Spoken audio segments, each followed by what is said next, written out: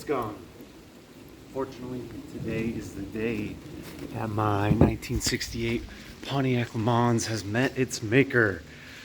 I'm sad. It's raining, so the heavens are weeping. The universe is just a sad, sad day. So for those of you that don't know, I have a 68 Pontiac LeMans. For simplicity's sake, more or less, call it a GTO, the more famous big brother of it. I have an old video where I talked about it. I'll link it here if you want to know the differences and how I got it, things like that. But basically, we gotta go back 6-7 months. I came home from work and, well, you know, lovely surprises as always with classic car ownership. It just let go of all the oil and power steering fluid. So, you know, like 2 problems in one go. You know, it's a good bang for the buck. So, you know, took it to Pep Boys just to see what was wrong with it. Put it on the lift, and they said, oh, rear main seal for the oil leak, which is a huge problem because the only way to fix that is to pull the engine. And then the gearbox was leaking with power steering fluid, and that's much more minor of a problem, not a big deal. So I started calling shops, obviously classic car shops. I can't just go take it to like Mako or whatever. It's got to have special care. And they were all booked out 6+ months in advance. And then finally now, middle of November, I get a call from a guy. Oh, you know, we can take it Monday. So I took it to him yesterday, Monday. And he did his inspection last night or this morning. And he called me this morning. And well, he said, it's not good. This car is not worth putting any money into to fix the engine because the car is not worth it. It's unsavable. I'm like, what are you talking about? This car is unsavable. And, well, I went into a bunch of details, and I'm going to go to the shop, check it out anyway. So let's go see what he's got to say directly, and then I'll give you guys my opinions and thoughts on it in general and what we're going to do. Catch you there. Well, he's the damage. well, there's a lot of damage, I guess, the last thing. So you were talking about first your parking brake. How's that parking brake work? Because over here, he's sitting over here. I mean, well, I've seen that before. Remember, it used to drag. Yeah, that but this. piece. Oh, it did. Yeah. Yeah, We never know what it did because, I mean, what do we use the parking brake That's the other half for? of there. Yeah, the piece is missing in between, I guess. Well, it's not going to do much good because you look at that left rear brake drum. You see gear lube all over the bottom of Yeah. it. Rear axle seal's leaking so bad. There's no brakes on that left rear. It's just friction free.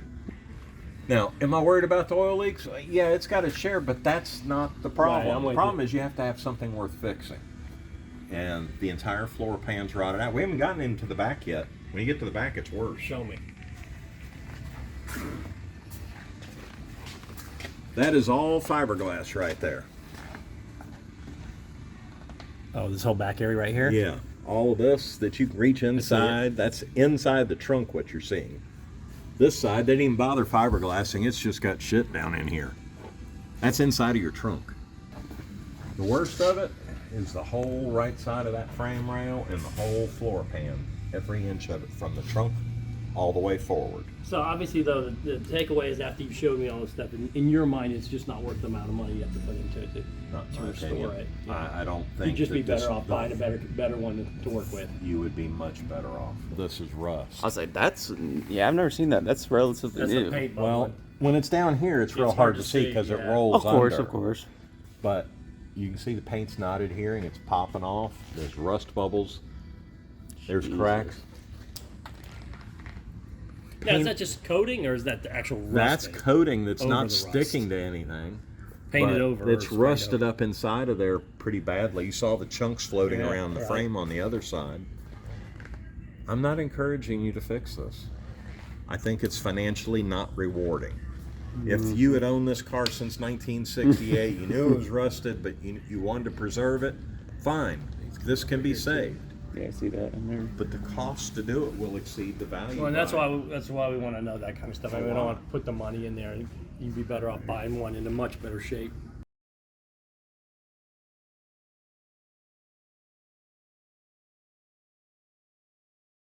big 2.5-inch X pipe, and Oh, sure enough. See, I never even saw that.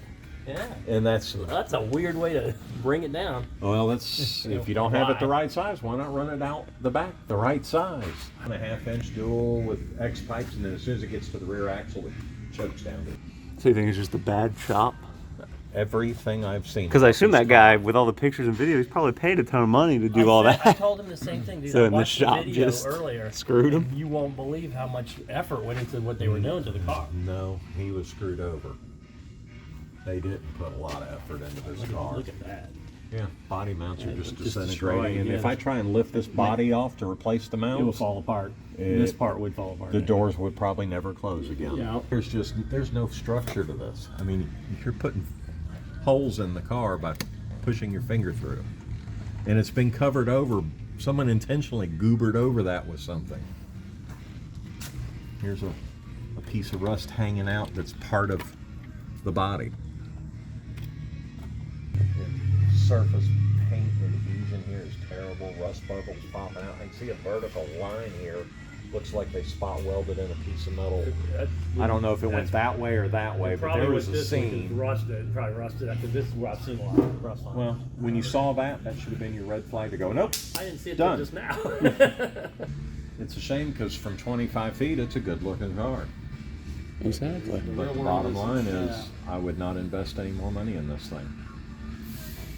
This needs to go to somebody that wants to blow the car completely apart, really cut out all the bare metal that is anything short of solid, rust-free metal. And I have a funny feeling there'll be a half a car left when we're done. 140 amp circuit breaker, not mounted to anything, and it's hooked to what looks like probably 10 gauge wire right there, and even smaller on this side. That wire will burn in half most likely before that fuse trips, or that circuit breaker. And if it touches metal, it doesn't matter whether it trips or not, the hot side is hot. And it is gonna burn the car to the ground. All right, I mean, we're in what might be the last drive ever in my 68 Le Mans. My second 68 Le Mans. Maybe I'll be the first guy to have 3. I don't know what it is with my luck in these cars. Granted, the first one was great, had no problems. It was just stolen. But, oh gosh. I can hear the power steering. I don't know if the camera's picking it up, but it's not happy about that. What a great day. This is exactly how I was hoping today would go. What do you even do with this car now? Maybe you could find someone that'd buy it, wants to do like a full-blown to the moon restoration type thing, but what are the odds you find something like that if this even has enough metal left to do it, apparently? And then why don't we throw it on Facebook Marketplace for chump change, or maybe I'll just take the engine out and turn it into a coffee table, or Gone in 60 Seconds, they have the, I think it's a GTO or something, the front of it, it's the grill, you know. That's probably expensive, but that'd be really cool to have a Le Mans as a grill. Oh yeah, can a good-looking, hard-working chef get a beer around here? Come on, Tumbler, you ain't doing nothing here. I don't know. It's a problem for another day. I'm just trying to get it home right now.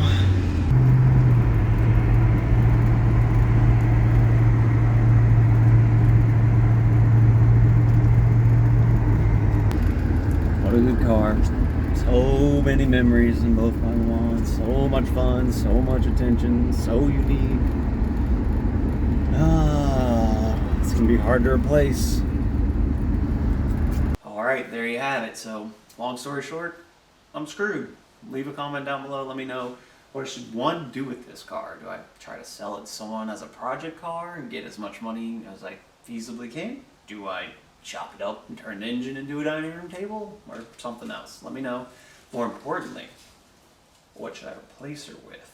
Got the more modern supercar like a R8 or maybe a C8 or something like that.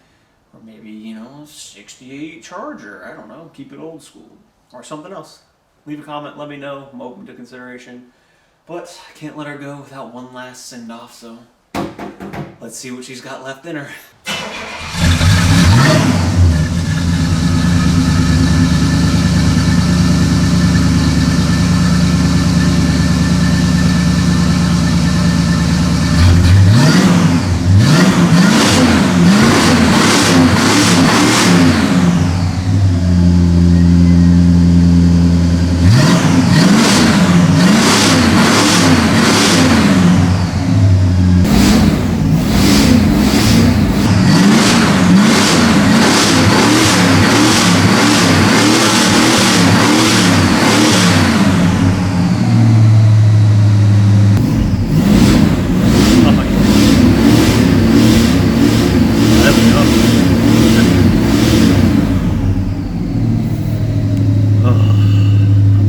that so much.